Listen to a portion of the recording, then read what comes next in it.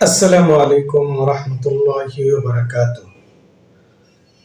প্রিয় বন্ধুরা, যে যেখান থেকে এই ভিডিওটি দেখছেন সকলকে আন্তরিক শুভেচ্ছা ও মোবারকবাদ জানিয়ে শুরু করছি আজকের অত্যন্ত গুরুত্বপূর্ণ ভিডিও।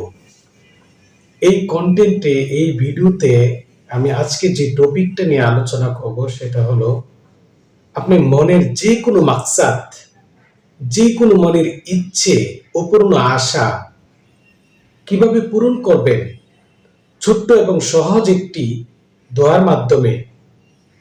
আলহামদুলিল্লাহ, এই ছোট্ট এবং সহজ দোয়াটি পড়ে আমি নিজে অনেক কাজে তাৎক্ষণিকভাবে অল্প সময়ের মধ্যে ফল পেয়েছি এবং আপনিও কিভাবে এই দোয়াটি পাঠ করে, এই দোয়াটি আমল করে, এত সহজ একটি দোয়া, এই দোয়াটি আমল করে আপনি কিভাবে মনের আশা পূরণ করবেন যে কোনো মাকসাদ। তবে এই মাকসাদটা নেক মাকসাদ হতে হবে, সৎ উদ্দেশ্য হতে হবে। যদি আপনার ইচ্ছা সৎ হয়, বৈধ হয়, তাহলে আপনার মনের আশাও একদম অতি দ্রুত সময়ে পূরণ হবে ইনশাআল্লাহ তাআলা। এই আমলটা, এই প্রসেসটা, এই সহজ পদ্ধতিটাই আজকের এই ভিডিওতে আমি দেখাতে যাচ্ছি। অতএব আজকের এই ভিডিওটি কতটা গুরুত্বপূর্ণ আপনারা সহজেই বুঝে গেছেন আশা করি। অতএব যদি মনে হয় ভিডিওটা উপকারে আসবে তাহলে সাবস্ক্রাইব করবেন চ্যানেলটি। আপনি অভাব অনটনে আছেন, আপনি চাচ্ছেন সচ্ছলতা আসুক, আপনার মনের আশাটা হতে পারে আপনার ভালোবাসার মানুষকে পাওয়া, যদি এটা সৎভাবে হয়, যদি যে কোনো মনের আশা যদি আপনি পূরণ করতে চান, এই সহজ আমলটি অনেক বেশি কার্যকর। কিভাবে আমলটি করবেন সেটাই আমি এখন আপনাদেরকে বলছি। হয়তো আপনার মনে হবে যে আমলটা তো আমি জানি, কিন্তু জানলেও এটার পদ্ধতিটাই হলো আসল। এই পদ্ধতি যদি আপনি ইখতিয়ার করেন তাহলে আপনার মনের আশা 100% ইনশাআল্লাহ পূরণ হবেই হবে, কোনো মিস হবে না। আল্লাহর রহমতে এই আমলটা কোনোভাবেই মিস হবে না, আপনার আশা পূরণ হবেই। তো সেটা হলো শুধুমাত্র ছোট্ট একটি ইয়া আরহামার রাহিমিন, ইয়া আরহামার রাহিমিন। এই ইয়া আরহামার রাহিমিন এটার মাধ্যমেই আপনার মনের আশাটা পূরণ হবে। আমি বলছি সেটা কিভাবে।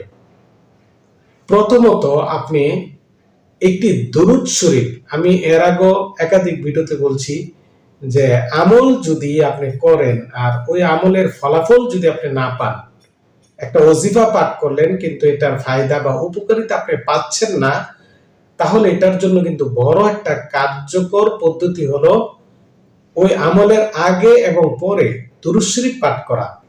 যদি আপনি দুরূদ শরীফ পাঠ করেন তাহলে ইনশাআল্লাহ 100 ওই আমল কার্যকর হওয়া শুরু হয়ে যাবে। তো আজকের এই আমলটার মধ্যে কিন্তু সবচেয়ে বেশি গুরুত্বপূর্ণ হলো দুরূদ শরীফ। আপনি যেই দুরূদ শরীফ পারেন, সহিহ যে কোনো দুরূদ শরীফ, আমরা নামাজে যে দুরূদ শরীফটা পাঠ করি এটা কিন্তু অনেক আফজাল দুরূদ শরীফ, এটা কিন্তু অনেক উত্তম দুরূদ শরীফ। এটা তো অধিকাংশ মানুষেরই জানা আছে।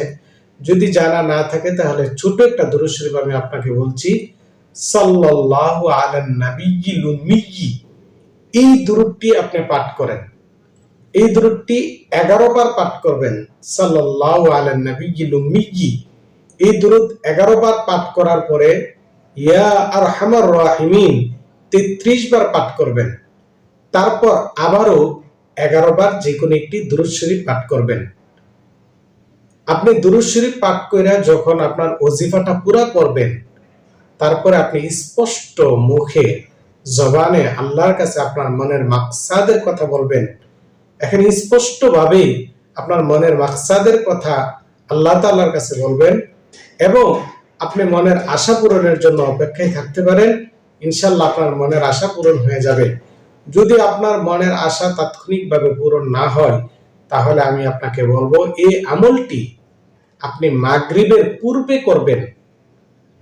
মাগরিবের নামাজ বা আজানের আগে 10 থেকে 15 মিনিট আগে আপনি এই আমলটি করবেন। 11 বার দুরূদ শরীফ পাঠ করবেন, তারপর ইয়া আরহামার রাহিমিন এটা 33 বার পাঠ করবেন, তারপর আবার 11 বার দুরূদ শরীফ পাঠ করবেন এবং পাঠ করার পরে আপনার মনের মাকসাদ, আপনার নেক আশা ও পূর্ণ ইচ্ছে এটা স্পষ্টভাবে আল্লাহ তাআলার কাছে বলবেন।